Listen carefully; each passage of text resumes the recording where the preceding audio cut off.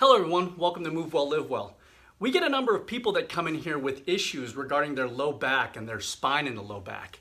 And what's going on with these folks, they're coming in with chronic low back pain, sometimes pain in the butt, pain in the thighs, that type of thing. Sometimes the pain is chronic. In other words, the pain kind of comes and goes in a certain period of time.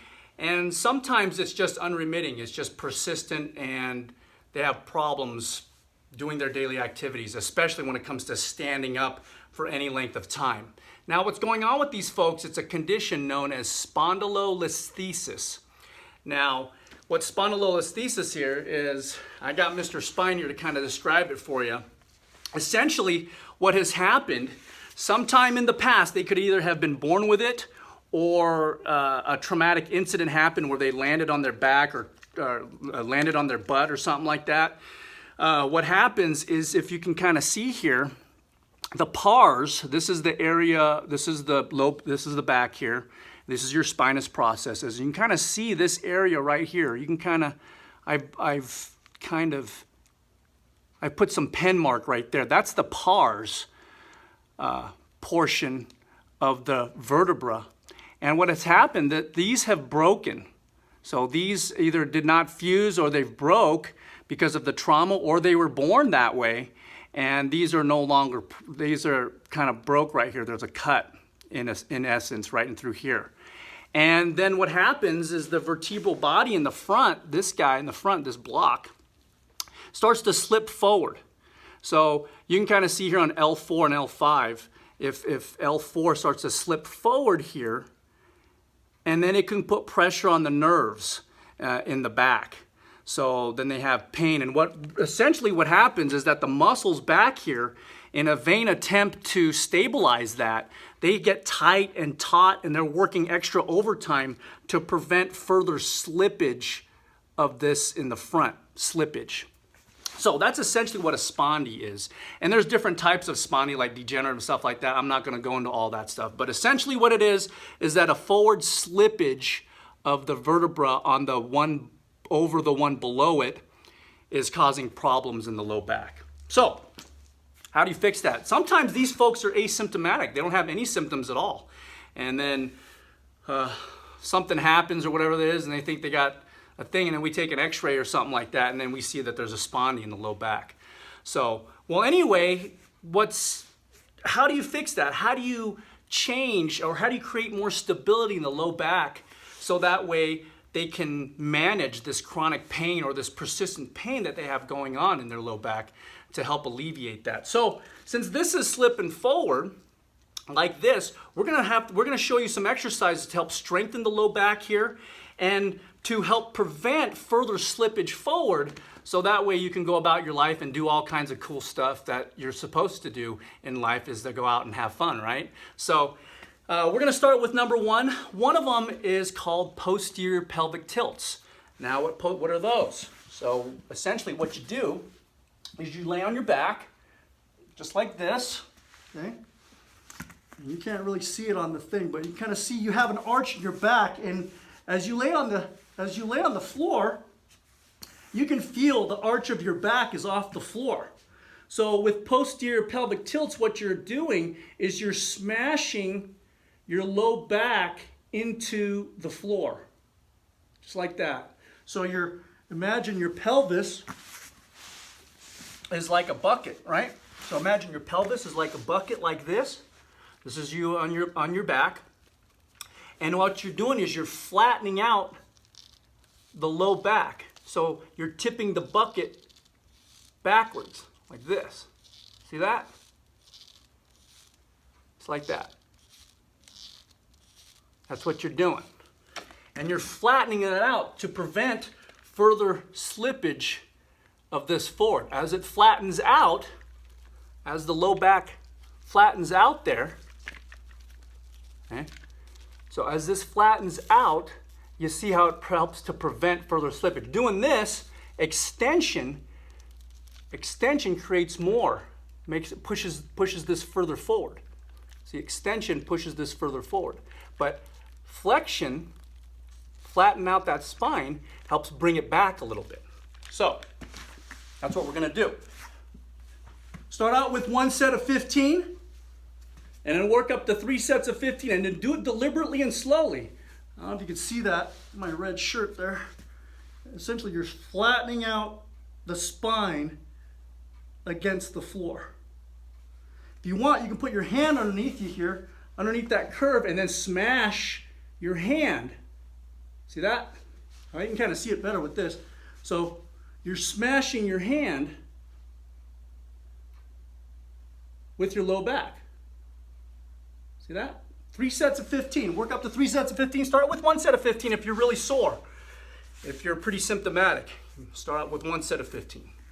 The second thing we want you to do is to activate your transverse abdominis. Now, what the heck is a transverse abdominis? We have a video of that. I'll put in the link in the description it explains it all. But essentially what it is, it's your own natural weight belt. You see guys at the gym or women at the gym wearing that support when they're lifting weights.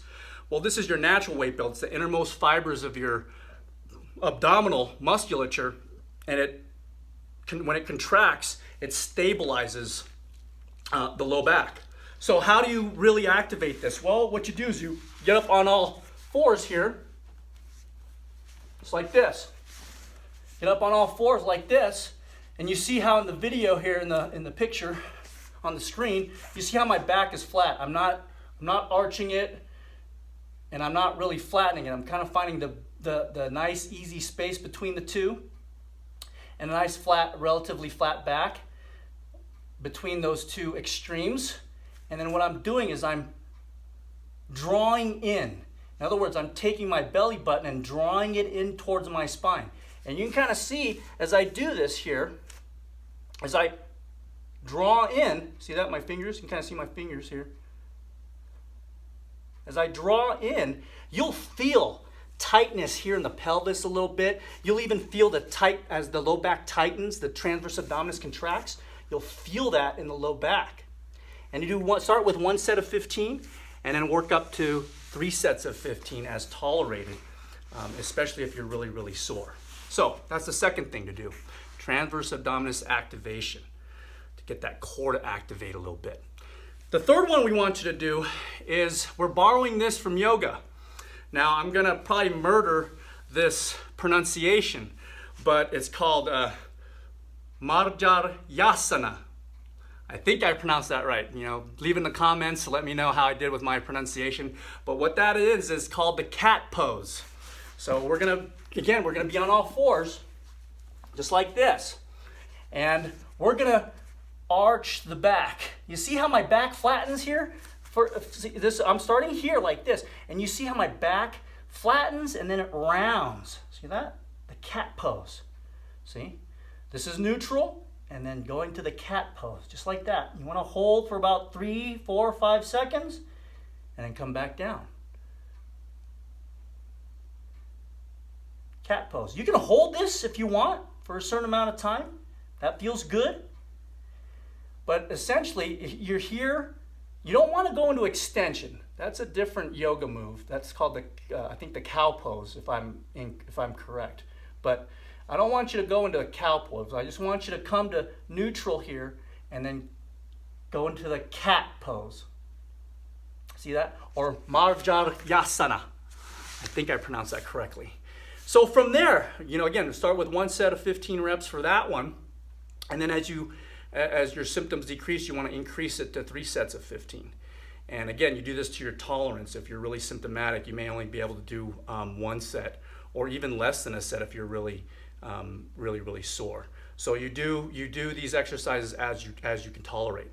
Then we move into, from Marjari, we move into Balasana, which is the child's pose. So then we're going to sit down. See this?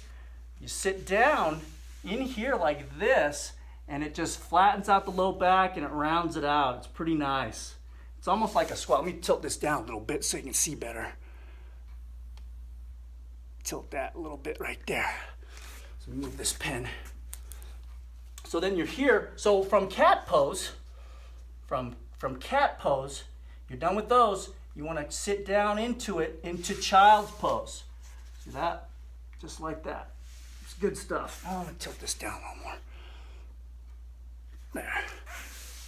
Sit down into it just like that. And it flattens out the back. It's good stuff, okay? And don't forget to breathe. Breathing is good. Breathing is important.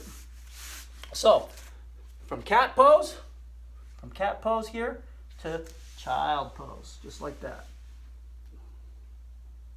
And now you can do some reps in through here too. Go back up to cat, you know, that neutral cat pose, if you will, and then come down into child's pose.